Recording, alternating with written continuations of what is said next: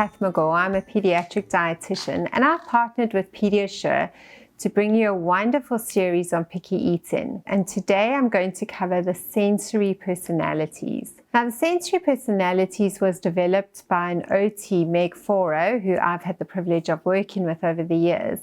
And it's a wonderful tool, especially when it comes to understanding your child's sensory behavior.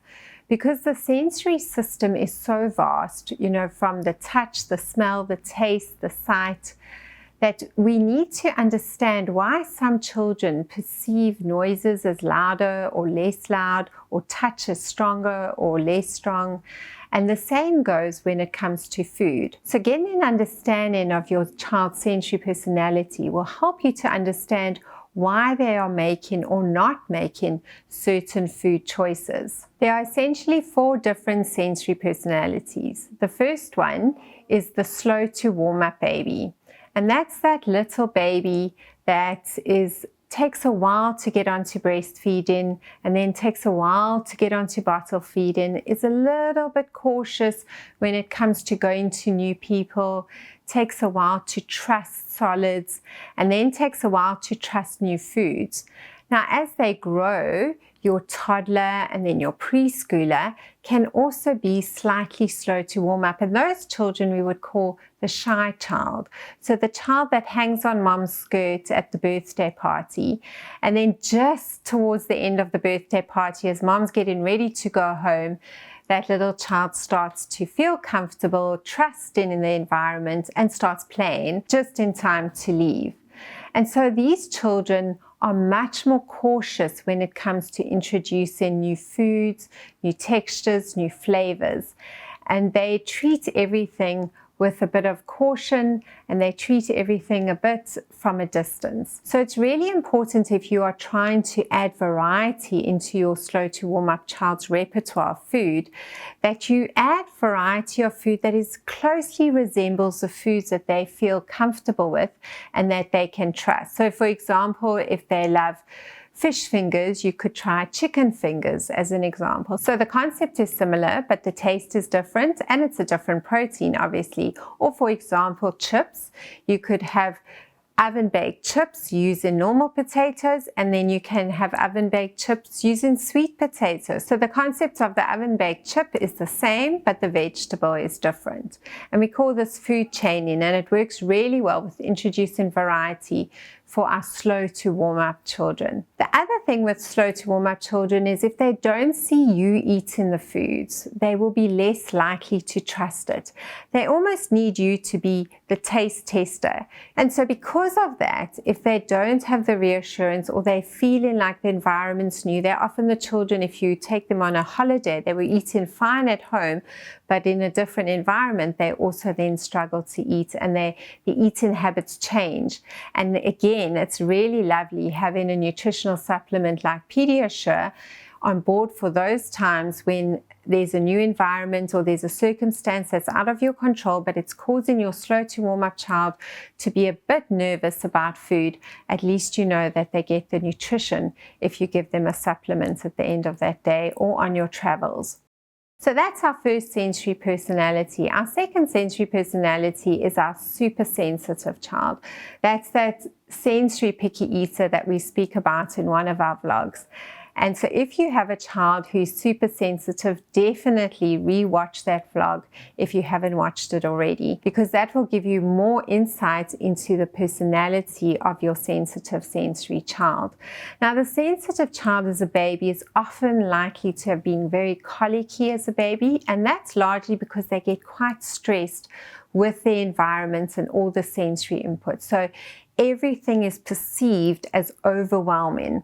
So lights seem brighter, touch seems firmer, tastes seem more pronounced. So for example, what you might not notice to be super bitter, they notice it as really bitter, especially when it comes to like green veggies, which actually have a bitter side aftertaste. Those veggies can often come across extremely bitter to your sensory sensitive child and they are quite resistant to those. Something with sugar can taste super sweet, so they also don't always like the super sweet foods, and that often confuses a mom. They'll often say to me, you know, my child's a really picky eater and they're not even eating sweets, so they're even sensitive to that. So that's normally a cue when a child doesn't want to eat kind of your run-of-your-mill chips and sweets and chocolates and things like that, that they're also fussy with those foods, often means that there's a sensory sensitive component. And so for a child like that, you have to really go slowly, because it is a very pronounced feeling. It's very real that they struggle with texture, they struggle with the taste sometimes. And so you need to basically go through the stepwise approach where you get them to first touch the food, then maybe put the food to their mouth, then maybe lick the food, then they can venture into putting that food in their mouth, and then if they're willing, they can maybe chew it, and then they can chew and swallow. So it's a process when you're introducing new foods. So there is hope for your sensory sensitive eater, but they do take a little bit more patience and a little bit more energy. And so using a supplement in the case of your sensitive sensory eater is quite helpful, because they're often the group that will eliminate a whole food group and they can potentially become malnourished.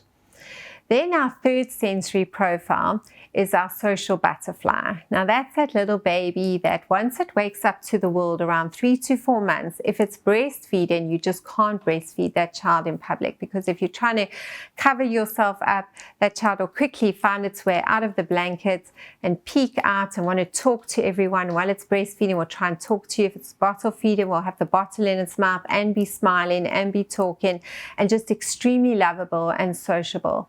And those babies love a happy, fun-filled environment, and they actually love food. So they're not our most common picky eaters. However, we do find that they get bored quite easily.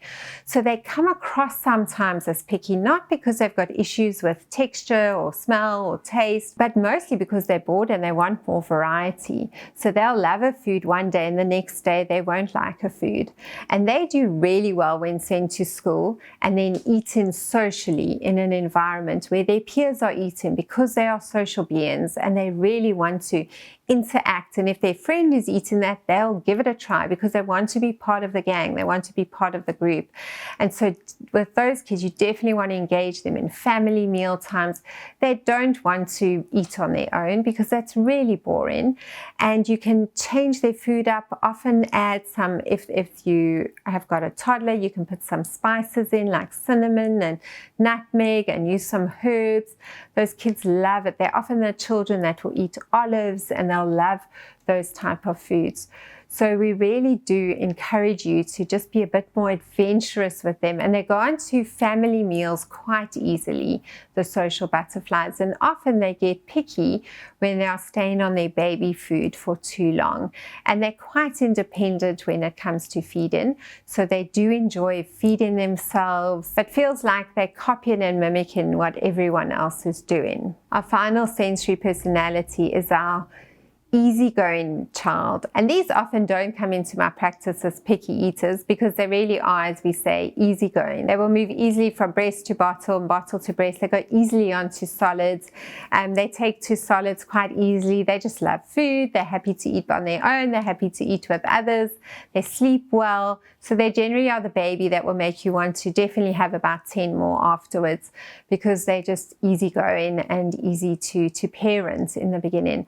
There is, however, one challenge that you can face with the easygoing baby, and that's because they're so easygoing, you don't get very adventurous, or you don't stretch them a bit with their feeding, and it can get really, really boring. And then just out of sheer boredom down the line, they kind of go off their food a bit. But they're fairly easy, so if you encourage them a bit and make it a bit more fun, they'll get back into eating quite easily.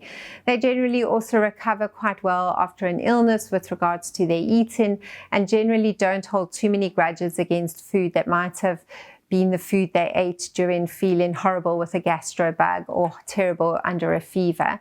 Like your sensitive baby and your sensitive child will often go off foods that they were eating around the time that they got their gastro bug, or at the same time of having that fever and feeling nauseous. They will associate those foods with it, whereas your easygoing baby is quite forgiving about food like that. So they really are not too difficult, and probably if you are really interested in our vlog series and this Picky Eater series, you probably don't have the easygoing baby or easygoing child. So whatever baby you have, whether it is your easygoing, whether it is your sensory sensitive, whether it is your social butterfly, or your slow to warm up baby, there is strategies that you can put in place that I've mentioned today that can really help you so that you can put your child back to a fun-filled journey of eating. And while you're busy journeying that to getting your child back on track, you have a nutritional supplement like PediaSure that you can bring on board to ensure that your child is on a daily basis getting all the nutrients that he or she needs.